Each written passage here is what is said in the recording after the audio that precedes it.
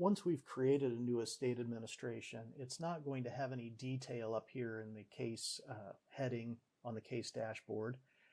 That's all going to be blank. We'll be taken to a screen that has these icons in this general layout, but it doesn't have any detail yet. And so we're always going to start with this case details icon to enter all the important information to get our case started. Now, I've already done that for time's sake, so you don't have to listen to me type. But I've gone ahead and entered in. It starts with just the matter name as we entered it when we created the case, and everything else is blank. And so we're going to go through and we filled these things in. Now, some information you're not going to have on the first day when you create the case, and you're going to need to start pleadings before you have that information. Specifically, things like case numbers and dates of some of these things, like the date of admission of probate, date of appointment of the fiduciary, things like that. With that said, that information is very important. And so you are going to want to come back and revisit this page later on. It's likely you'll visit the case information screen about twice on average for a case. First, at the very beginning of a case, when you fill in all the information you receive from your client at your intake meeting. But then second, once the case has been set up at the probate court and the will's been admitted to probate, if there is one, and the fiduciary has been appointed. And those things are important because EstateAssist really functions a lot based on dates. We believe dates are important in estate administrations. Dates are important for knowing what assets existed when the fiduciary took over, and so those are things that would be listed on an inventory and appraisal, as opposed to maybe things that were received in the estate later, like subsequent income or things like that. And then dates are also important for accountings, especially where you have multiple accountings over the course of administration. And of course, dates are important for us keeping track of our estate account balances and transactions. So filling in dates are important. You're going to come back to fill in dates once the court takes certain action in your case. So we have our case matter name. I've already entered some information. You can select your county from the drop down. You can list the name as you'd like it to appear in the case caption. Now you have a choice between having it as all caps or case sensitive. I've gone with all caps here, and you can list the name however you'd like it to appear, including you could add in here if you wanted to have a formerly known as or now known as or AKA or anything like that.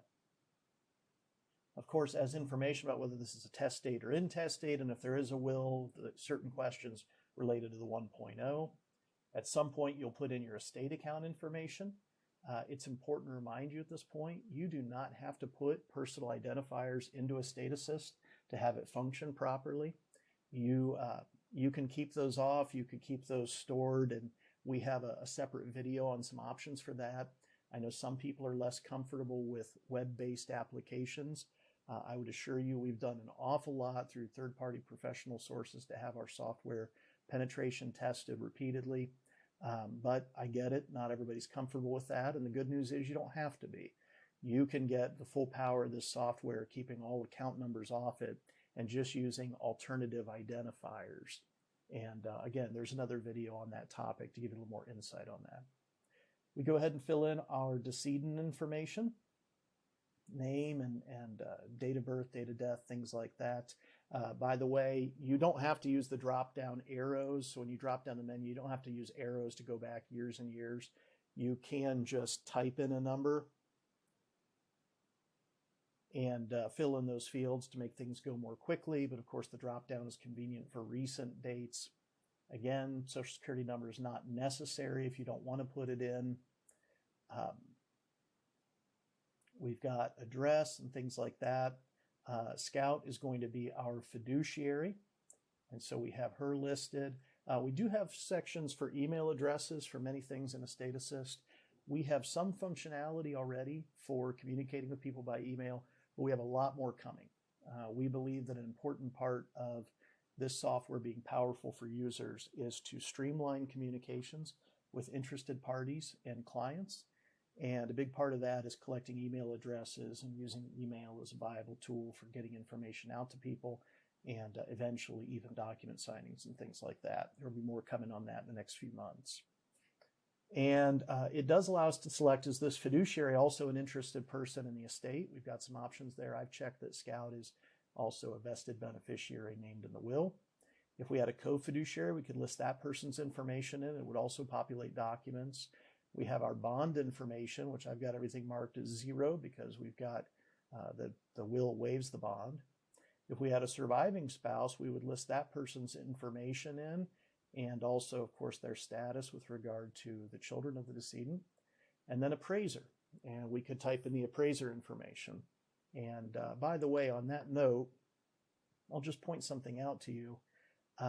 One really nice thing about using an online platform for our software is that many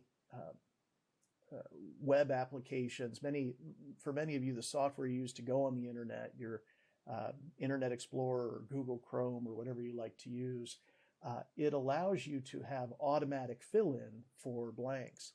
And so you can see I've used Bill Stepp, a local appraiser we use a lot. I've used him before. And so he's an automatic option. If I had several people that I've used in the past, my software keeps track of those. And so it really streamlines the entry. Things like cities, counties, townships, zip codes, and people like this, like an appraiser, those things are all being kept if you have your autofill feature on in your internet browsing software. And so that can really streamline your data entry. As you're working the same communities and some of the same people, you'll see that it'll store that, and you can just go through and click them all very quickly and fill in a lot of your stuff even faster. Once we save that, we're back out to our screen. That information is now saved, and that's what's going to populate our case dashboard header up here. That's just a place for some information you might need in a pinch. Hey, what's the client's phone number, reminder, the date of death, some of those things we like to have top of mind. Also, by selecting the county, the software is automatically going to provide you with a link for the probate court website.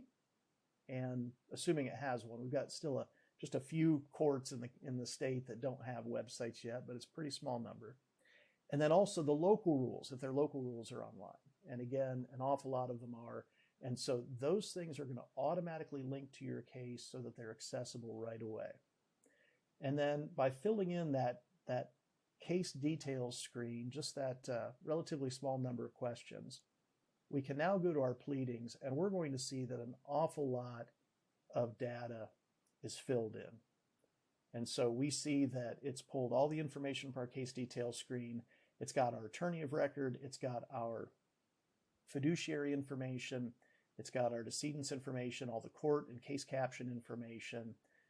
It's got our place for our fiduciary to sign on this waiver. We have separate waivers that I'll show you later for other interested persons. It has filled in an awful lot of data for us. And by the way, that's not a typo. We do have that listed as Atticus's attorney registration number here. But an awful lot of information is now going to populate all the pleadings just based on filling out that first screen. And then also just point out that the software is going to automatically open these documents as a separate tab for you.